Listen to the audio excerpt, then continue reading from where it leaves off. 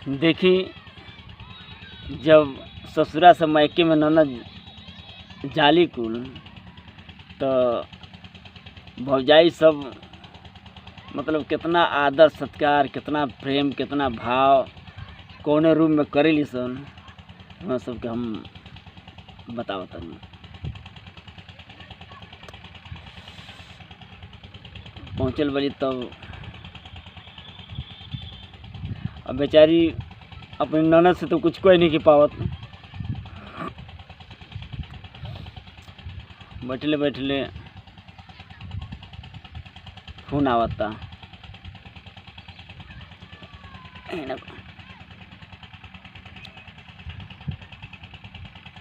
कोने के फोन आवता रे।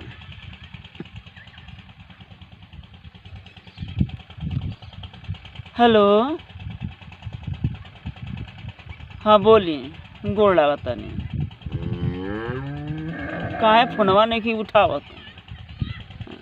3 बजे से जागल बानी, 10 बजे ले जागम। तू कहता ना बड़ा गरम बालू हो, काहे गरम ना रहब? आइल बानी सब वहाँ, सब तीनों राउर बहिन पाए आइल बानी सब। खाना खा कर थरिया ने घसका देता नहीं सब, ना कोनो काम ना धंधा, कुछ नहीं खलो करत, या हमार न करत करत ऊपर से नीचे से कुछ पसीना चुए लगता। और ना तक जनी आइल वाली हो बड़को राउर बहिन तो कहतली कि ए भौजी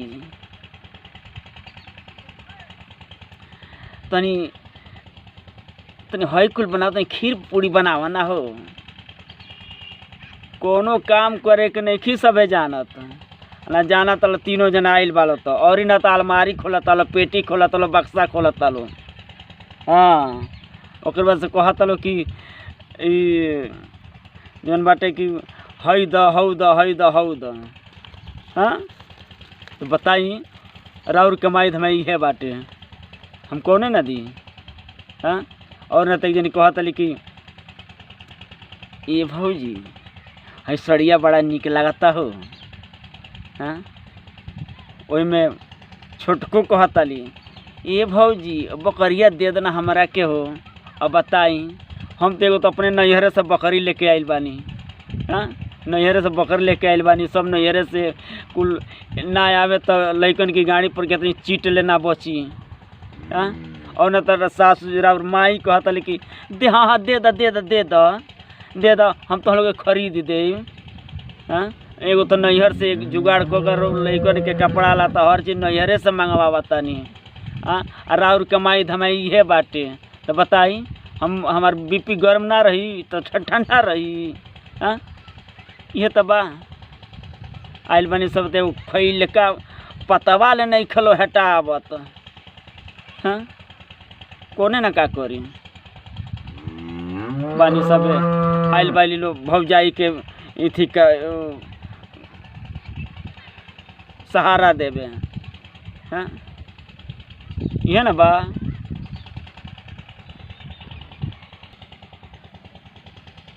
देखी सब जो सास पतोई में झगड़ा होला तो कैसे एक दूसरे के गाली देली सन।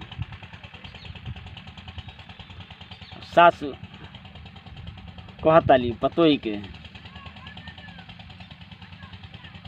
का रे, तोरा के कोनो इथी नहीं कोनो झगड़ा के जरी नहीं खे, ते खाली हमरे से लड़त रहता ले।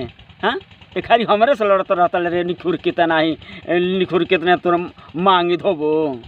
हाँ, ते खाली हमरे से लड़त हम ही कबर पोले वाले आवत ना, बुढ़ऊ से लड़ना तो नहीं। हाँ, हमरे से अबर पोले वाले रे, आवत हमारे बेटी तो तोरा का सब तो को तोर जरी जाता, बिला जाता। तो हमरे से लड़ता ले, आवत हमारे लड़के तो देखी के तोर काया रोवे लगता।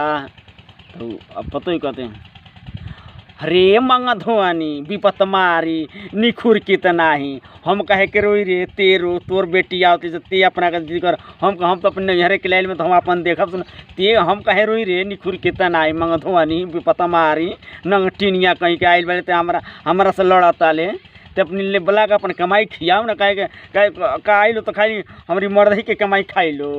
हाँ, इन लोग के घर द्वारे नहीं खे जोताओ तो यही जा, भाग भगाओ तो यही जा करे निखुर के तना ही विपत मारी नंगटी।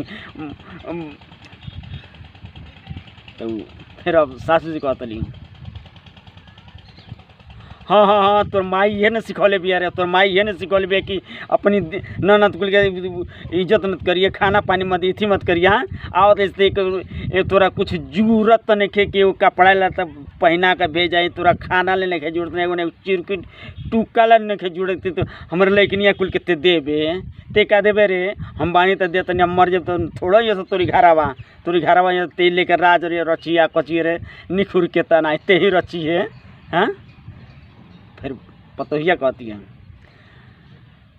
हरे विपत मारी, हरे मंग धोनी, हरे टूअर कटनी, हरे हरे हम राज करना तक तोर मर्दा कमाता, हमार मर्दा कमाता तो हम ना राज करता, ते राज करबे रे, ते राज करबे। हाँ ते राज करबे। हाँ घर दुआर छोड़ के उतना दिन से रहता का हम ना राज करब, का आइलो हमारे घरे उती आओ तलो तब का एगो कुछ करत आलू का उन्होंने हम देवे जे हमारे सारा हम ना देवे नहीं खुर के, हम ना देवे मंग धोनी, हम ना देवे टूअर कटी, हम ना देव जो ना दें। हाँ हाँ हाँ रे हमार माई तेही ना मतलब तेही ना पैदा कैले वाले, तेही पैदा कर तेही लेके आयल वाले, जो वजह से तेही लेके आयल वाले, जो अपनी माई से ना पूछले रे मंग धोनी तना टूअर घेच तो रानी तना हमारे माई से ना पूछले रे, तेही ले गए हमारे लेके के तेही पैदा कैले वाले, जो विपत मारी विपत ही ते ना ही जो